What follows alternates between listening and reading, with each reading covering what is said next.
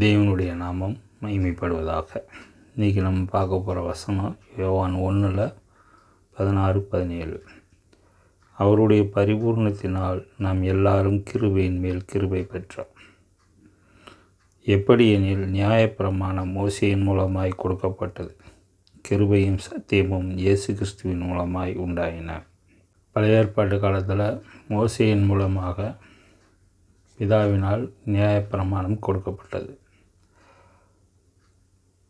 அப்பொழுது மனிதன் தேவனுடைய பிள்ளையாக மாற முடியாது, சரியா? ஆனால் புதிய ஏற்பாட்டு காலத்தில் மனிதன் தேவனுடைய பிள்ளையாக மாறலாம். அது கிறிஸ்துவினால் வழங்கப்பட்டது. கிறிஸ்துவினால் மனிதன் கிருபை சத்தியத்தையும் பெறுகிறான். கிருபை என்பது தேவனுடைய அன்பு, சத்தியம் என்பது தேவனுடைய வார்த்தை. இது ரெண்டையும் பெற்றதுனால மனிதன் தேவனுடைய பிள்ளையாக மாற்றப்படுகிறான். அவன் கிறிஸ்து எப்படி பிறந்தாரோ அதே போல பரிசுத்த ஆவியினால் பிறந்தவனாக மாற்றப்படுகிறான். அப்படி மாற்றப்பட்டதுனால அவன் மாம்ச சாபத்திலிருந்து விடுதலையாகி அவனுடைய சரீரமாகிய வீட்டிலேயே நிலைத்திருக்கக்கூடிய தகுதியை பெறுகிறான்.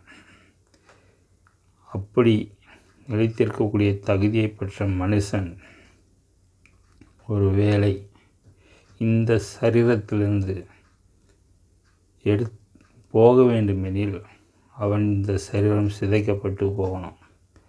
அப்படி இல்லை அப்படின்னு சொன்னால் கிறிஸ்து வருகையின் போது இந்த மாமிசமும் இந்த இரத்தமும் தேவனுடைய ராஜ்யத்தில் பிரவேசிக்காது, அதாவது போகாது.